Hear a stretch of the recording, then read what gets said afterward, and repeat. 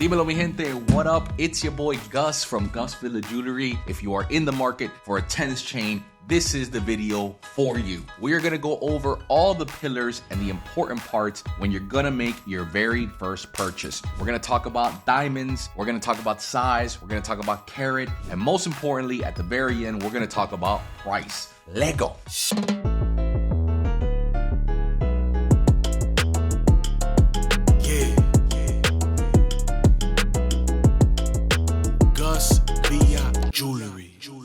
If you guys are in the market to buy a tennis chain, there are some things that you guys want to look out for. Let's start things off by what makes a good tennis chain. What about the construction am I looking for? Are there any things that I should be looking out for? I'm going to explain those things to you right now. Here in my hand, we have what's called a tennis chain with no diamonds. There's actually not a name for it, but this is what it looks like. Essentially, not all tennis chains are created equal. There are very bad examples of tennis chains out there, and it is very important that you guys go for a very good manufacturer. Now, truth be told, here at Gus Villa Jewelry, we do not make them ourselves. We pride ourselves in making, of course, Cuban link chains and Miami Figaros, but tennis chains require a certain type of skill that we here just don't have. So what did we do? We went out there and tried to look for the best tennis chain manufacturers, and we found out that they are actually overseas, more specifically Korea. So where we purchase them,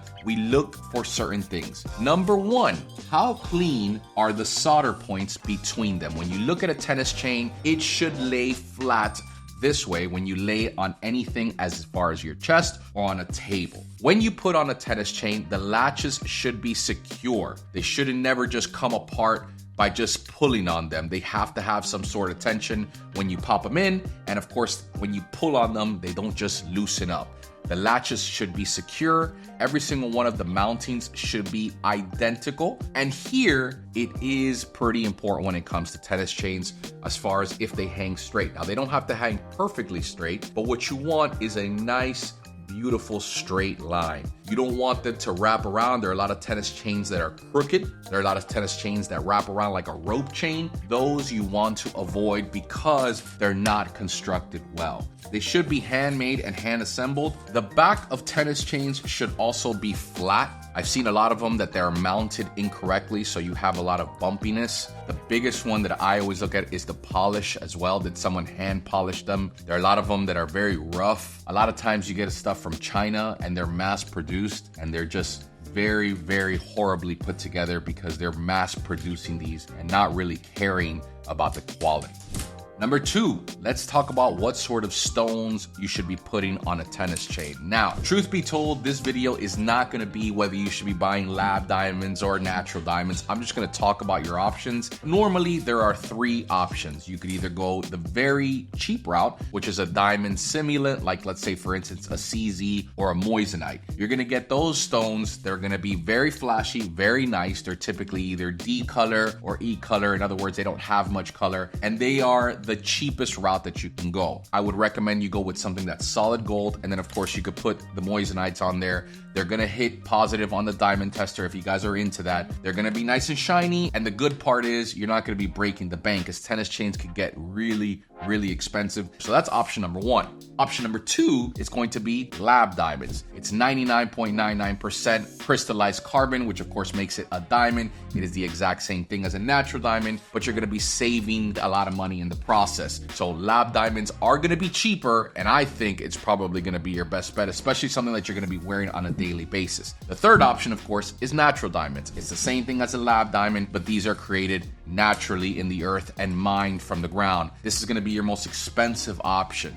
Let me give you guys some pro tips as well. Usually tennis chains start off at 1 millimeter. They go all the way up to 7 millimeter. Because tennis chains are so incredibly expensive, it's something that I don't recommend you go with such a big stone. There are some people out there that are gonna say, oh, I want 5 millimeter or 10 millimeter stones. I've seen even 20 millimeter stones, which is just insane. And they go the Moissanite route. It is so obvious that it is not real, that it's not natural diamonds, because diamonds like that would be something that you would sell to a celebrity. So if you're gonna go for the Moissanite, which of course you're going for the look, please stay with more moderate sizes. It's just more believable. If you are gonna go natural diamonds, please make sure that either they're GIA certified if they're anything over 4mm. Not to say not to trust your jeweler, but as I always say, trust but verify.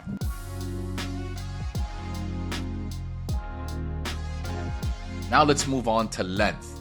Typically, tennis chains are to be worn much shorter on the neck than, let's say, for instance, a Cuban link chain is. So the average sizes tend to be for males anything from an 18 to a 22mm, 24mm being the longest that you usually go.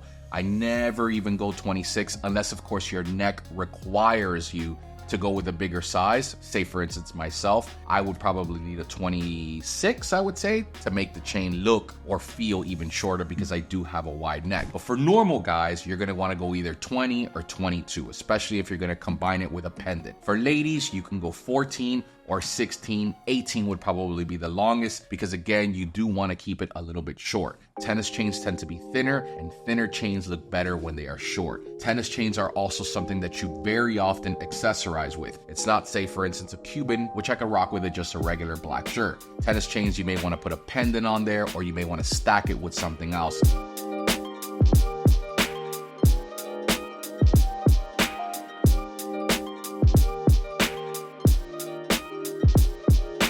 Color, it really just boils down to what you like.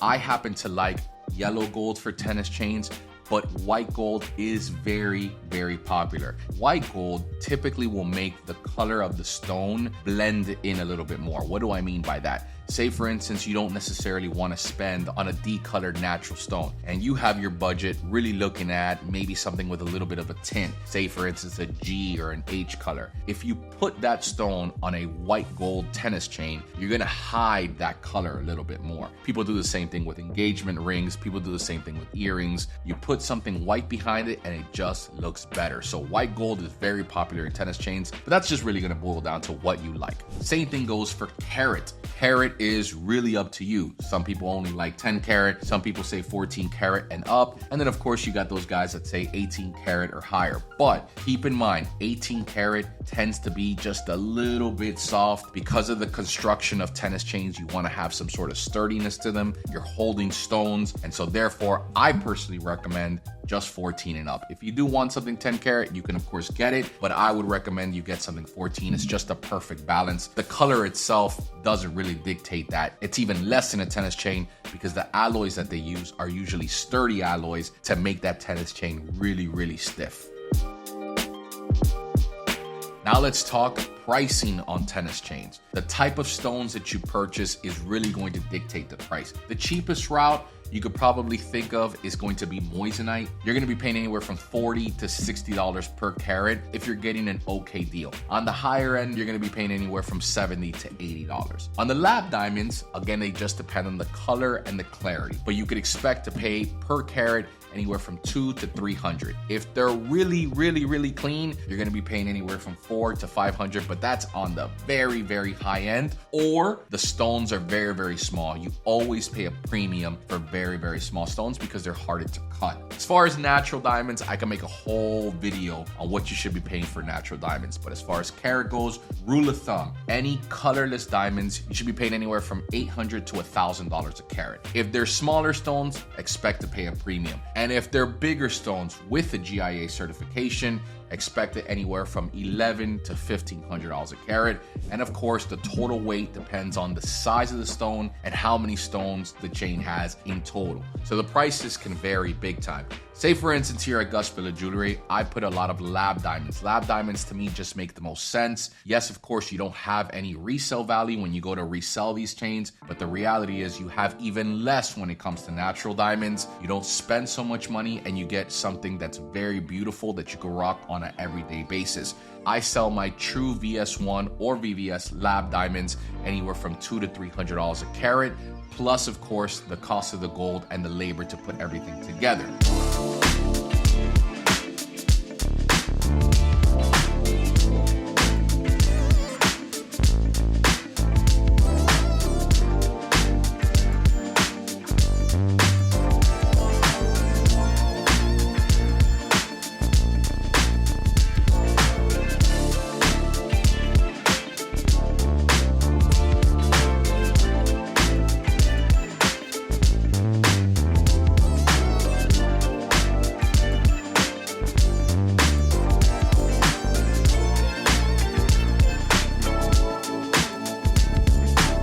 And there you have it.